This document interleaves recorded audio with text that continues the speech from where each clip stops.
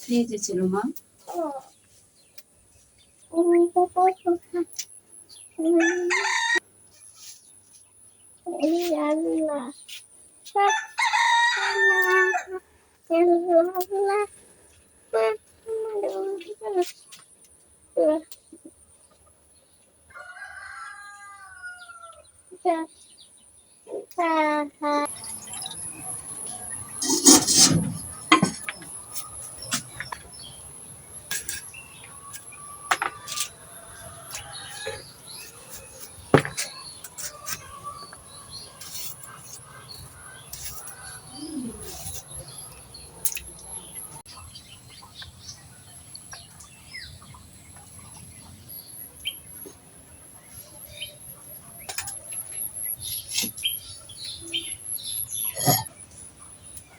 বিসমিল্লাহ।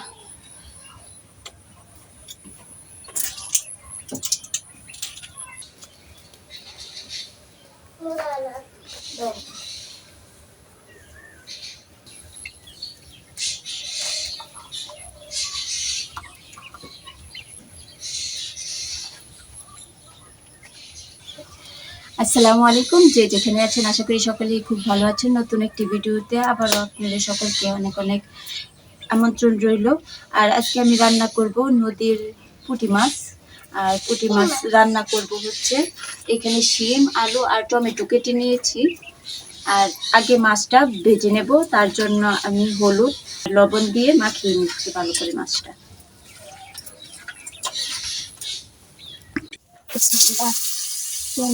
হয়ে গেছে।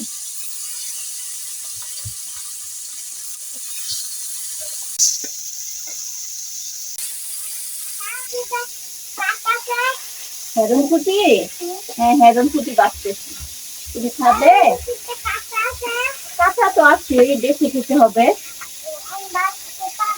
তুমি বাঁচতে পারবা? আচ্ছা ঠিক আছে। মাছটা ভাজা হয়ে গেছে, এখন তুলে নেব। কড়াইয়ে তেল দিয়ে দিলাম, সরিষার তেল। আর এখানে আমি পেঁয়াজ বাটা নিয়েছি, পেঁয়াজ বাটার সাথে মরিচ গুঁড়া, হলুদের গুঁড়া, ধনিয়ার গুঁড়া আর লবণ দিয়ে দিয়েছি। এখন দিয়ে দেবো।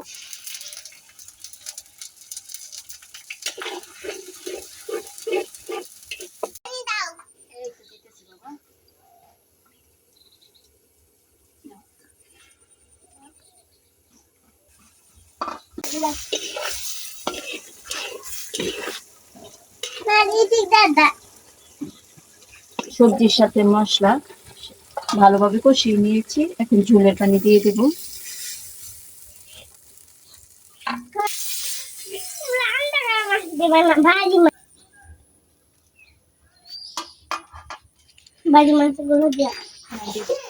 ঝোলের পানি বলক চলে এসেছে, এখন ভেজে রাখা মাছগুলি দিয়ে দেব।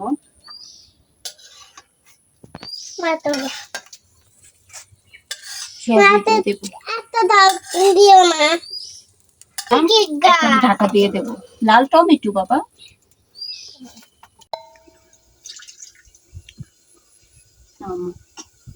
বিসমিল্লাহ বলে খাই। হ্যাঁ, আমি তরকারি মশলাটা কষানো হয়ে গেছে, এখন সবজিগুলো দিয়ে দেব।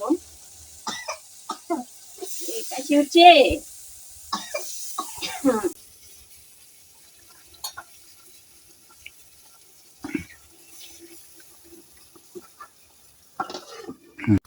এই তো তরকারিটা হয়ে গেছে, এখন ধনিয়া পাতা দিয়ে নামিয়ে নেব।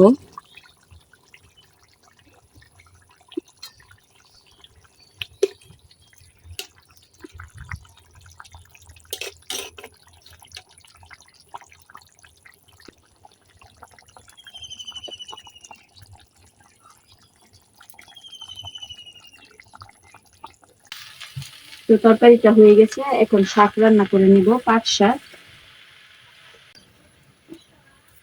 শাকটা একটু ভাপ দিয়ে নেব।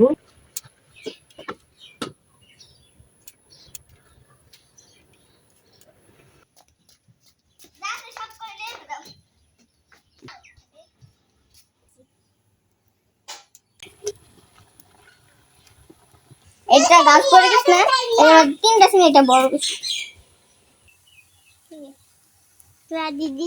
এই তো কড়াইয়ে তেল দিয়ে দিলাম, এখন পেঁয়াজ, তারপরে রসুন আর কাঁচামরিচ খালি দিয়ে দেব। আর অনেকেই পাট শাকের মধ্যে রসুন খায় না, তো আমিও খেতাম না, এখন রসুন খাই। রসুনটা দিলে কিন্তু খেতে ভালোই লাগে। পেঁয়াজটা ভাজা হয়ে গেছে, এখন শাক দিয়ে দেব।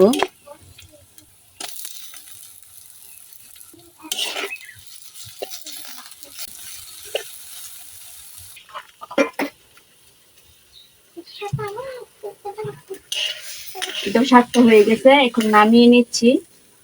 গ্রামীণ রান্নার কেমন লাগলো অবশ্যই কমেন্ট করে জানাবেন। এটা হচ্ছে হেরন ফুটির তরকারি, এটা হচ্ছে আলু টমেটো শিম দিয়ে রান্না করেছি, আর হচ্ছে গরম গরম পাট শাক রান্না করেছি। গ্রামীণ রান্না কেমন লাগলো অবশ্যই কমেন্ট করে জানাবেন। যদি ভালো লাগে চ্যানেলটি সাবস্ক্রাইব করে পাশে থাকবেন। কষ্ট করে ভিডিওটি দেখার জন্য অসংখ্য ধন্যবাদ। পরবর্তী এরকম আরো নতুন নতুন ভিডিও নিয়ে আবার আপনাদের মধ্যে হাজির হব। সেই পর্যন্ত ভালো থাকবেন, সুস্থ থাকবেন। আল্লাহ হাফেজ।